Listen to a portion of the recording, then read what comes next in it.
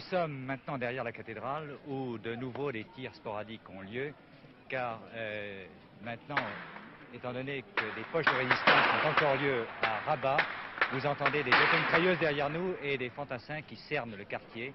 Ça tire encore dans certains coins de la ville, du quartier de l'ambassade de France, du côté également du Palais Royal, et les mutins auraient pris des otages et on essaye actuellement de les rechercher. Vous voyez que la situation est encore très confuse à l'heure où nous vous parlons.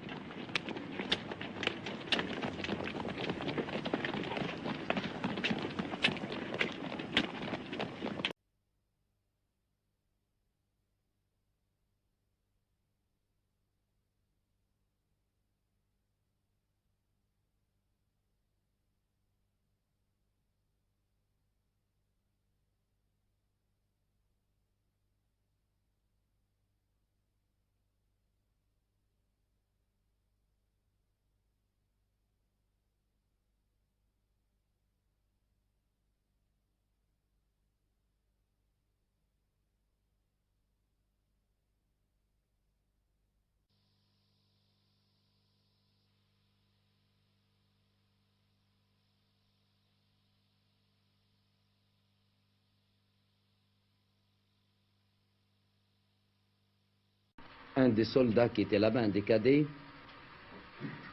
me fit signe de le suivre.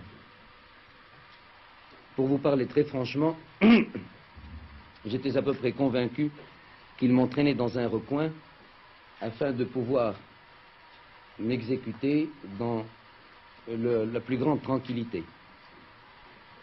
Lorsqu'il se vit à l'abri des regards indiscrets, il se mit au garde à vous. Je lui commandai repos, il se remit au repos. Je lui recommandai garde à vous, lui tendai ma main et lui dis qu'attendu pour baiser ma main. Ce qu'il fit. Alors je lui dis, mais qu'est-ce que c'est que cette histoire?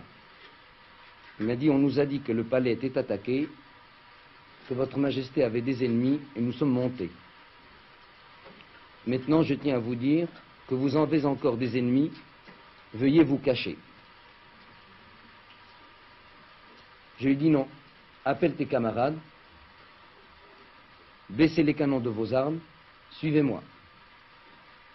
Et c'est alors que je tins ce langage à un groupe de 6 ou 7 cadets en leur disant, il est inadmissible que vous ayez fait de l'armée royale ce que vous en faites maintenant. Cela est indigne et non conforme à ce que j'attendais de vous. Immédiatement, quelques-uns se mirent à pleurer et nous avons récité la Fatiha, qui est la première sourate du Coran, et je dois dire qu'à partir de ce moment-là, ça a été le dernier épisode, l'épisode du dénouement, qui a fait que j'ai pu récupérer tous les officiers qui étaient prisonniers et les expédier dans les différentes régions ou les différents services du royaume. Serait-il possible de rencontrer et d'interviewer les officiers rebelles actuellement arrêtés? Je dois vous répondre que, en principe, ces officiers auraient dû être passés immédiatement par les armes. Et je crains que vous n'ayez pas le temps de le faire, car je crains que demain soir, à cette heure-ci, ils nous soient exécutés après qu'ils nous aient donné les renseignements nécessaires. On a parlé de complot libyen. Interrogé à ce sujet hier soir sur notre antenne, vous avez à chaud répondu « La Libye, je m'en fous royalement ». Maintenez-vous maintenant que tout est fini, cette appréciation, et pourquoi? Je la maintiens encore plus royalement du fait que je suis encore plus roi aujourd'hui qu'hier.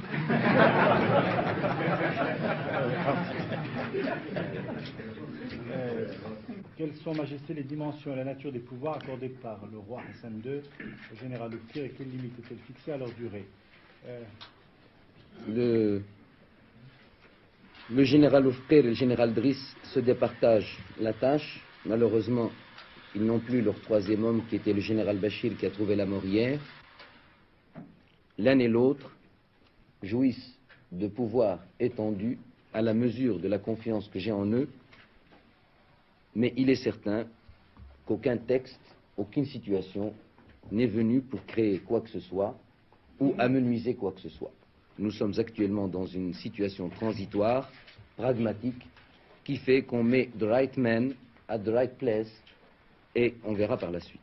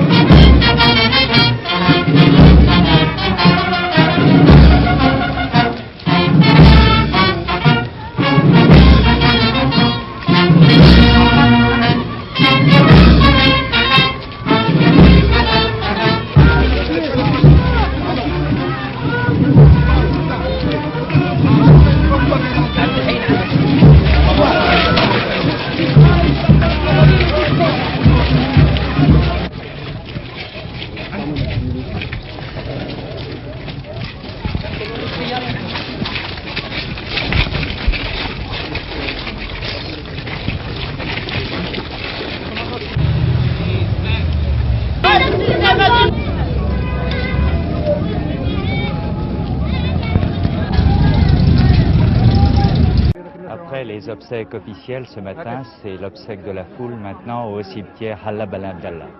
Tous les habitants du quartier sont venus ici rendre un dernier hommage aux victimes de la atroce fusillade d'il y a 2 jours.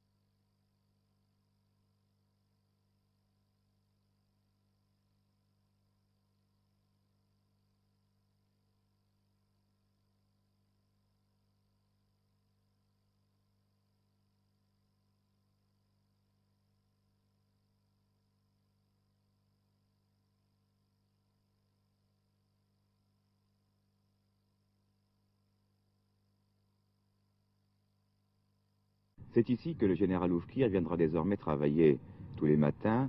Le ministère de la Défense nationale, qui se trouve derrière moi, et qui, vous allez le découvrir, se trouve dans l'enceinte même du Palais Royal. Autrement dit, le général Oufkir est désormais, avec le Premier ministre, le plus proche collaborateur du roi, tout au moins géographiquement. L'est-il aussi dans les faits? C'est simple, sur cette liste protocolaire du précédent gouvernement, le général Oufkir, en tant que ministre de l'Intérieur, se trouvait en 12e position. Et sur cette liste publiée récemment par les journaux du nouveau gouvernement, le général Oufkir se trouve en 3e position, autrement dit c'est certain, il a eu une promotion. Le voici prenant possession de son nouveau ministère pendant la cérémonie de passation des pouvoirs, quelques minutes seulement avant qu'il nous accorde un entretien.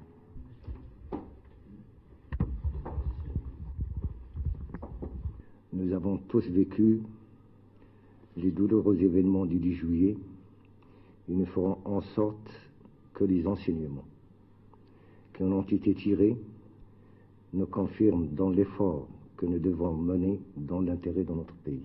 Mon général, vous venez de parler de la mission qui vous avait été confiée. Pouvez-vous, dans les grandes lignes, nous résumer cette mission? La mission du ministère de la Défense nationale est claire et nette. Mais nous vivons dans un monde moderne. Et personnellement, j'estime que les armées d'antan sont révolues.